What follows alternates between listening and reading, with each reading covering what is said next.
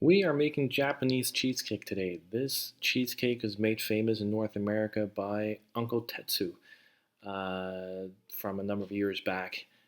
All those long lines, people going crazy about this cheesecake. It is actually really easy to make. It is one of my favorite desserts because it's very light, it's very fluffy. It's unlike a New York style cheesecake where you have half of a slice and you feel like you are it's just so rich. Whereas this cheesecake, you can eat many slices in one sitting. So it is quite dangerous. I've definitely experienced that myself, but I'd love to share that with you today. And the ingredients are very simple as well.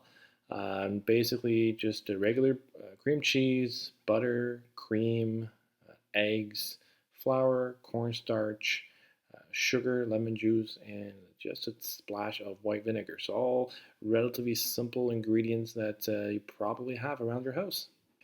So first of all, we have to set up a double boiler.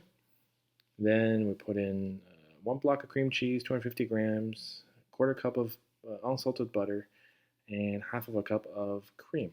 And then just have the heat on low and stir every once in a while until it's all melted, no clumps, all melted. Preset your oven to 325 degrees Fahrenheit. And then you're going to take 6 eggs and separate the yolks and the egg whites. Make sure, in case, make sure that you don't get any yolk in this egg white. Then put in a stand mixer or hand mixer, add just a quarter teaspoon of white vinegar and start mixing it on high speed. Probably about 30 seconds or so, you're going to start seeing a foam develop, and then you add the sugar, 140 grams of sugar. Beat it until you see soft peaks form, as you can see from the picture here.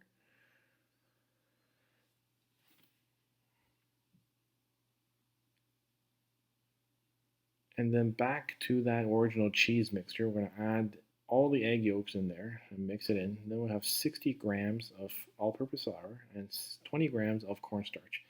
Make sure you sift through and incorporate it into the mixture until it's smooth. There's also 1 tablespoon of lemon juice that we'll have to add to this. So stir it, whisk it until it's smooth. Then we put 1/3 of the meringue mixture and make sure we're folding this in, not mixing it with a whisk. And then we can put everything back into the bigger bowl with all the meringue and fold all of this gooey mixture together. You don't have to over mix here as soon as you see the colors homogenize, so the yellow from the cheese mixture and the white from the meringue mix all together, then that's when you should stop. Prepare a parchment lined baking pan and then pour this mixture in. You do want to make sure that you're putting this baking pan on top of a larger baking pan where you can add water, or you can put water on a separate tray in the oven. Just make sure that the air is humid in there for this cheesecake. And then we put it in the oven.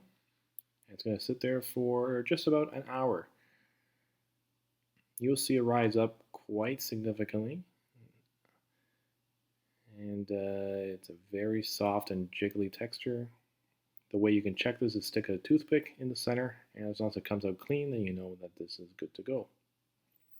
Keep in mind we are doing relatively low temperature baking here. That's why it's taking so long, but that's what's needed here. You can leave the cheesecake in the baking pan as is and let it cool a little bit. What we like to do is actually take it out of the pan just to prevent the bottom of the cheesecake from getting a little bit wet and sometimes maybe even a little bit soggy. We just find letting it sort of air out and dry a little bit helps. You can see here the jiggly texture of that cheesecake.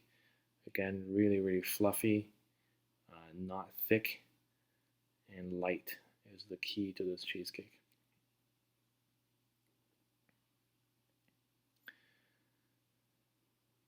So next, you'll see my wife almost dropping the cake and struggling, flipping it over.